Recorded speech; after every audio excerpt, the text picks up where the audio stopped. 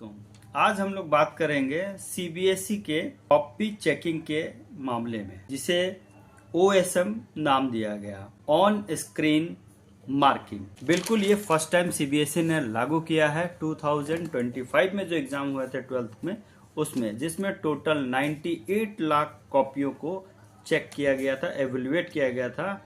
इसमें कॉपी जैसे पारंपरिक तरीके से हम लोग जैसे कॉपी चेक होते थे पहले हमारे टाइम में, मतलब आज से 15 साल 17 साल 20 साल ऐसा कुछ मान लेते हैं।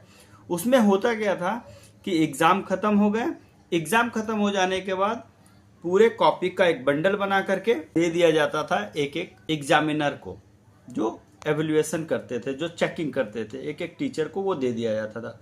और वो क्या करते थे, उस कॉपी को अपने घर ले जाते थे या स्कूल में चेक किया जाता था। चेक करने के बाद मार्क्स दे दिए जाते थे और वही मार्क्स फिर हम लोगों को मिलते थे।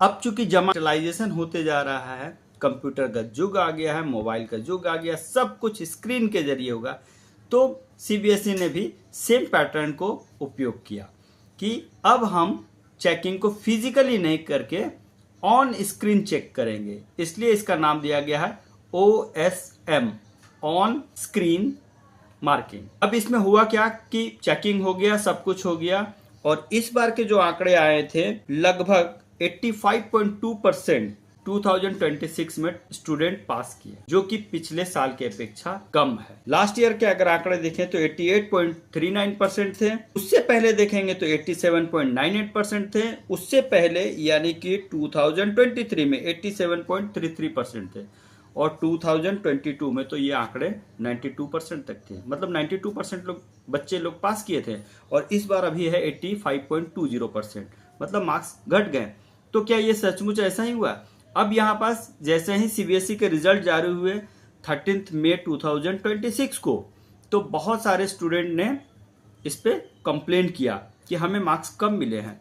तो जैसा कि पहले भी होता था, अगर आपको कम मार्क्स मिले हैं तो आप एक इंक्वायरी कर सकते हैं, रीचेकिंग के लिए रिक्वेस्ट डाल सकते थे। सेम इसमें भी ऐसा ही कुछ हुआ। तो इसमें हुआ असल में क्या, जब स्टूडेंट ने रीचेकिंग के लिए डाला तो लगभग 4 लाख स्टूडेंट ने रीचेकिंग के लिए अप्लाई कर दिया। अब उन लोगों की समस्या क्या थी, बहुत सारे स्टूडेंट ने ये दोष लगाया, ये आरोप लगाया, जिसमें वेदांत और संजना का नाम काफी चर्चा में आ रहा है इन दिनों, कि हम लोगों के कॉपी को प्रॉपर वे में चेक किया ही नहीं गया है। जो आंसर सीट थे वो काफी ब्लर है। जो आंसर सीट है, कुछ में कुछ क्वेश्चन के आंसर को चेक किया ही नहीं गया, एवेल्युएट किया ही नहीं गया है। और यहाँ तक कि जो टोटल मार्किंग है, एडिशन जो हो रहा है टोटल मार्किंग का, उसमें भी गड़बड़ी पाई गई है। तो ये सीबीएसई ने के ऊपर में ये एक आरोप लग रहा है। कंसेप्ट बहुत अच्छा है सीबीएसई का, और 2025 में सबसे पहले इसको इंट्रोड्यूस किया गया, लागू किया गया।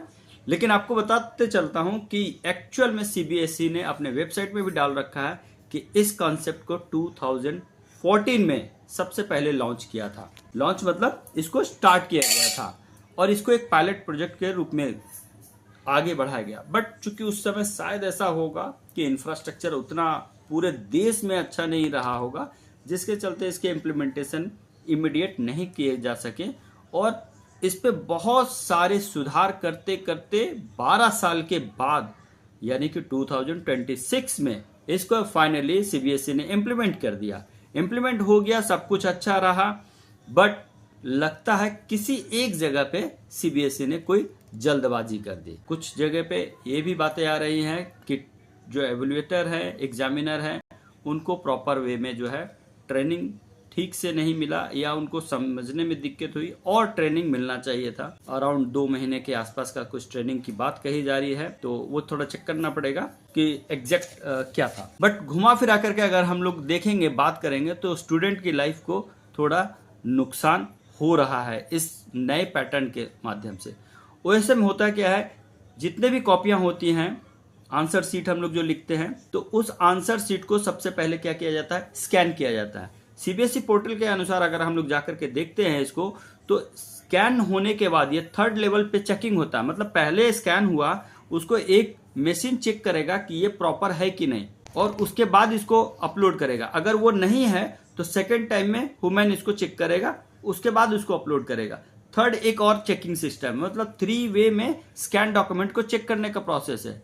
अगर ये प्रोसेस सही में एप्लीकेबल हुआ है, सही में हुआ है, तो स्टूडेंट को ब्लर स्क्रीन कैसे दिख रहे हैं, ब्लर पेपर कैसे दिख रहे हैं, जो उनको अभी आंसर जो दिख रहे हैं स्क्रीन पे वो ब्लर कैसे है।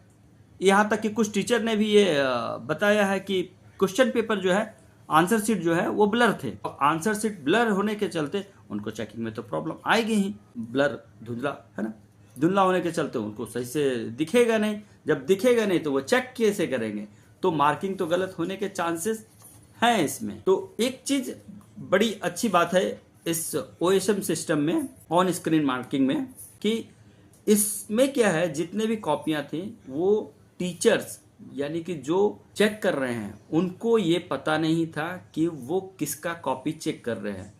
वो रमन का कर रहे हैं, राहुल का कर रहे हैं या रमजान का कर रहे हैं, ये बिल्कुल उनको पता नहीं था। ना उनके रोल नंबर पता थे, ना उनके नाम पता थे, इवन वो किस स्कूल से वो भी पता नहीं। उनको सिर्फ आंसर शीट मिला हुआ था, उसको वो चेक कर रहे थे।